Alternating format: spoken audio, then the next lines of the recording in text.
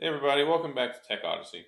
So today I had intended on doing a review of the Red Hydrogen 1 phone, and I think instead I'm going to talk about saying goodbye. The Red Hydrogen 1 phone held great promise, at least in the hype that led up to it being created. So there was a lot of hurdles that this phone overcame with delays, and then everyone who ordered a titanium one, the titanium ones were running late, so then they sent out the aluminum one. So the guys that ordered a titanium one got an aluminum one, and then the titanium ones, which kind of started rolling out. And now they're saying that they're going to have a redesigned model. So this guy right here, I think, is pretty much going the way of the dodo, meaning extinct and obsolete. Now, that's not to say it's not still a capable phone. They said they're still going to support it. They're still going to push out some updates, and it's getting better and better, but it's never going to get more better. It's not going to get to where we believed that it was going to be when we purchased it. Now, thankfully, there was no way I was going to commit to buying a $1,299 phone, just period. It wasn't going to happen, especially being untested and all the other good stuff. But I did pick this one up on resale about a month ago on Swappa. I picked it up pretty much brand new for $465. So I thought I'll go ahead and I'll take this leap and hope that the modules are going to come out. And then there was even kind of some stuff they alluded to with the module for making this a monitor for the 4V video and picture taking. And I was hoping that the rumored 5K really good video camera module was going to come out, because you see it's got these pins on the back. I grab it, see these pens. You're supposed to be able to connect modules to that. You're supposed to be able to make this is supposed to be a platform where you can bolt stuff on and it makes it better. And under the Red name, who's supposed to be making, like the best video cameras in the world that people use. So there was a lot of people that were really interested in this, and some people who really went out on a limb and paid the money for it. And it looks like at the end of the day, we might be getting let down. So there were online modules listed on their website. Those have been scrapped. You can't see them anymore. And there's a statement from the company promising that they were going to come out with a redesigned pro camera version. So it says here, the Red team, led by Jared Land, as of now will be fully in charge of the professional image capture program for Hydrogen, and the Hydrogen team is fully engaged on the new in-device image capture system. Both are major advancements to what was previously posted. So they said, we're excited to share details as soon as we file the patents and lock down the changes, and are all pretty excited about what's coming.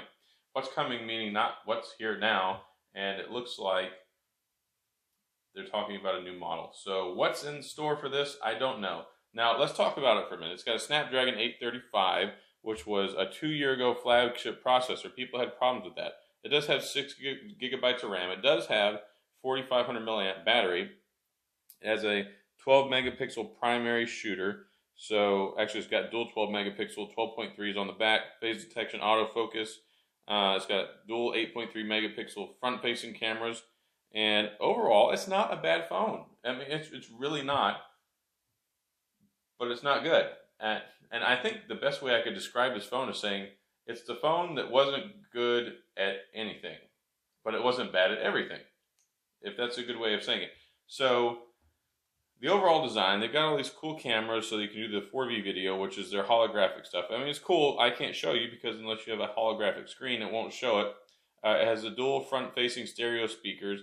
The whole thing looks like a rip-off of the Razr phone, or also the Nextbit Robin phone. It's got the front, the fingerprint sensor on the side over here. Works perfectly well. Got the button up here for taking pictures. Got the Kevlar hand grip and aluminum body on here with the carbon fiber texture. I mean, it's a very industrial looking, decent quality build. I mean, it's very heavy. It's a very heavy device. It's a very capable device, and I was very, very happy to have it. I took this out. I took a lot of pictures with it. I got tons of questions. People are like, what is that phone? And I really feel like this is kind of like the status symbol cameraman phone that we were looking for that we just didn't get. And that's not to say it's not good and it can't be good. And it has a lot of different customization features inside of it that I like a lot. one, being able to change the colors on the fly and setting up different color profiles to where you can adjust the image or the video that you want to take to the setting. Because most phones do that automatically. This one, I'll go ahead and show you real quick. So I've got a custom profile in here for it.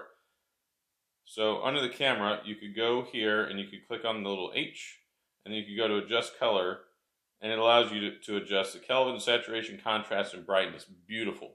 It's amazing. And let me show you.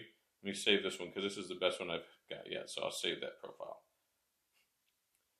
But then I'll go ahead and load a different profile, and you'll see how this looks. So look, see the leather down there? You can see that. Well, let me go ahead and load the default. See how it looks more kind of grayed and whited out there now. And then we'll go to look number 2, and then see how it's come back and looks a little bit better. But you can adjust this stuff, and it's really great. I mean, I thoroughly enjoyed this. I went out and I took some solid pictures, and this phone can take some crappy pictures, and it can take some really good pictures. So let me show you one illustration. So I was out with my wife. She went to the Lush store to go look at all the different things that she likes there. But you can see here, there was this cool kind of malachite green looking soap bar, and I tried it with different color filters, or color settings rather, and you can see, you know, from cool to warm to finally bam, look at that. I mean, that compared to all these, I mean, they look kind of like garbage. This was the auto setting, or was this one? One of them was the auto setting, but I took some beautiful pictures with it. I mean, that's another solid good picture. I mean, just the ability that it has to do these things on the fly. If you can pick one of these up for $400 and you want a very customizable camera that you can do cool stuff with, then it still has merit and value. And I haven't really even decided if I'm going to get rid of mine yet, because I do like that. I like the dedicated camera button. I like the 4,500 milliamp battery. And, you know, I'm just a phone geek and I review a lot of stuff and I carry a lot of stuff around with me. So I don't think it's completely a total loss at this point. And the holographic video stuff is kind of novel. Of course it's novel. They're the ones that have it. But I think that, you know, maybe this might be the end of the line for this phone as far as the promise that we thought we were going to get with the modules. So we'll see how it goes moving into the future. Overall, I mean, the operating system, I still haven't gotten an update on this thing on the AT&T network, basically in months, the 2 months or whatever that I've had it. It's still running like a 2 to 3 month old patch. So I didn't get anything new there. The stereo quality is the volume is there. I mean, the speakers are really loud. The clarity is not what I would like it to be. It's too boomy. The fingerprint sensor is definitely dated. They lack the ability to really put a decent interface on this thing. It's kind of clunky. I guess memory management is not all that great, and it really doesn't maximize what the 835 processor could do. So, you know, pretty much in every area across the board, it's like, well, it's a 3 here, it's a 5 there, it's a 7 there. If you can get one of these suckers for $400 and you want a solid phone that you can optimize in different kinds of settings to take pictures, go for it. I very much enjoyed this phone. I think it's still good for maybe another year or two. The haptic feedback is kind of annoying on it. The typing experience, depending on, that's just another one of those things. They didn't get it fine-tuned with the Gboard experience across the board, or whatever's built in there if you get another keyboard for it.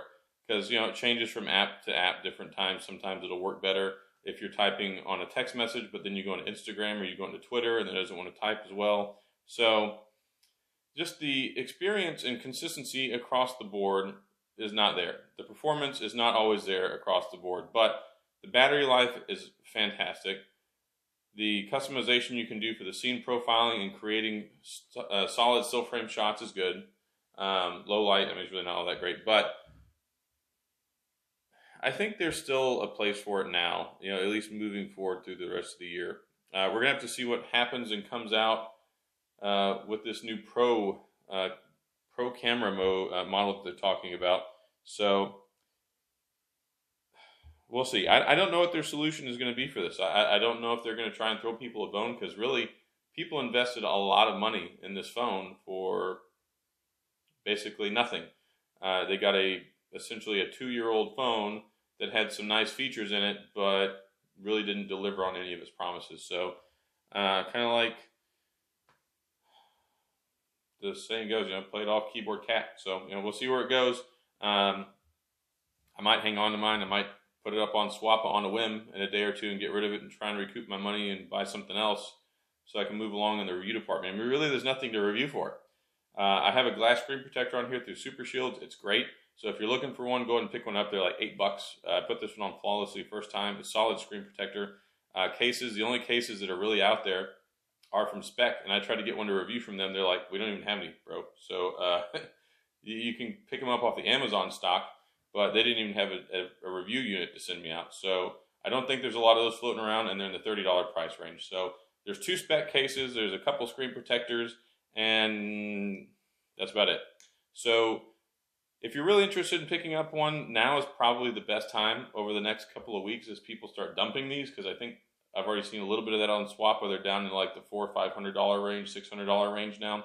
So if you want something that's kind of lingering on life support and may get software updates for the rest of the year, who knows how that's going to go.